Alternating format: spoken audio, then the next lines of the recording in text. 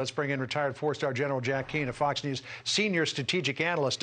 General, I'm just at the screen here, and based on information from the Institute for the Study of War, I just wanted to draw a little bit on the map here, because the forces that Russia has that have been coming into Kiev on both sides are said to be stalled. Here in Kharkiv, they are experiencing a lot of problems. They've been trying to get down through Izium into the Donbass region. That frontal assault has been blunted, and they keep trying to get out toward Odessa from Mykolaiv, but they can't do that as well. The UK Defense Intelligence Agency put out a bulletin earlier today, General, that said Vladimir Putin's strategy is changing now into a war of attrition.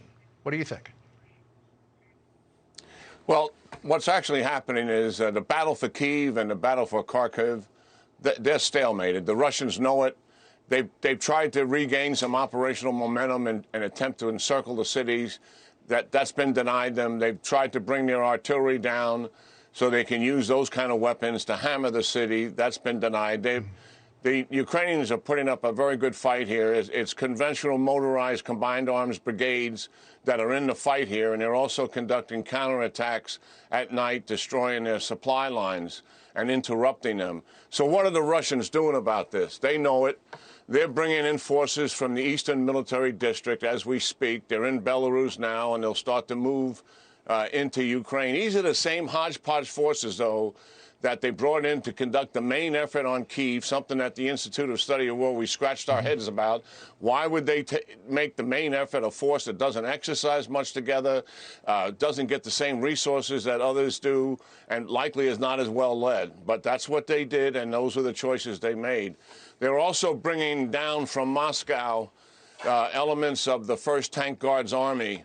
This is the best force the Russians have. This is why it's based outside of Moscow, to protect the regime against anybody's attempt to change the regime. Yeah. There's been some elements down in the area before, and now they're bringing more down into it. We don't know whether they're going to go to Kharkiv or whether they're going to go to Kyiv.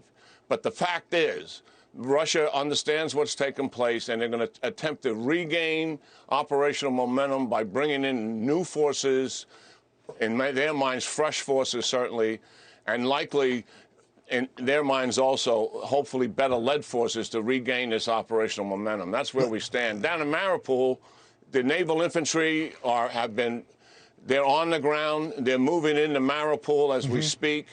That city will likely fall, as we have been forecasting, and the human tragedy is quite devastating that's unfolding there. But that will likely be the first major city that Russia captures, and that will complete, in their minds, the land bridge to Crimea, which has always been a strategic objective since 2014. Yeah, we'll just bring that up on the screen so people know what we're talking about here. This is Mariupol here.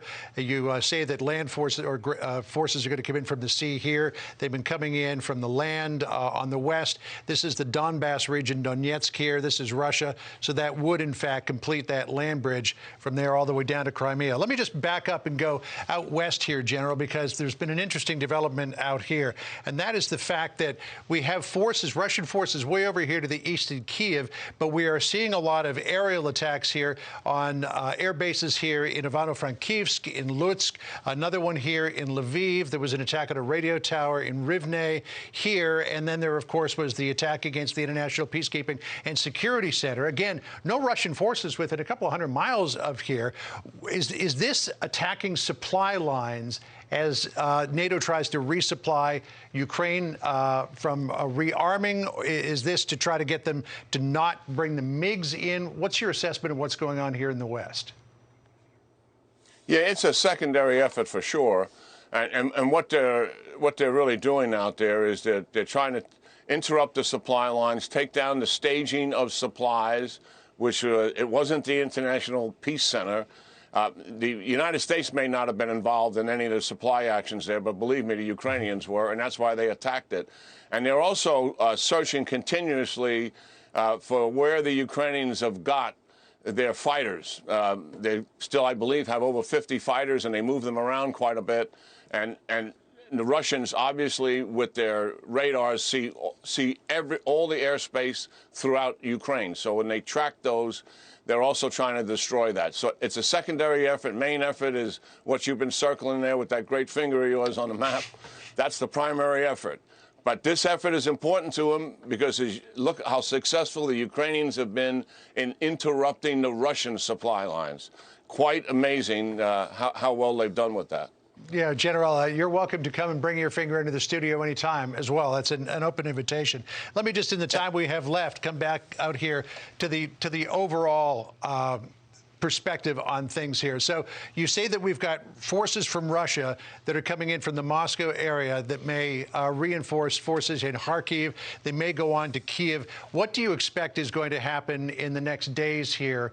We thought that Kiev would be bombarded to a greater degree than it has been. That hasn't happened. The Russian forces haven't been able to take Kharkiv yet. And again, they're having problems down here in the south. So what do you think the next few days will bring? Well, Mariupol could fall likely in the next few days. It depends on just the amount of supplies and ammunition that the defenders have inside the city, and I don't think we have a grasp of what that is. In terms of the other operations up north that you mentioned, that will take some time to develop, to get the reinforcements down. And the reason why we haven't seen the kind of devastation in Kyiv that we've seen in Mariupol is because they haven't been able, John, to bring their artillery down. And they have to bring, if you're going to bring the artillery down, they bring combat arms, infantry, and armored forces to do that. And those motorized brigades of the Ukrainian military have been just cold stopping them.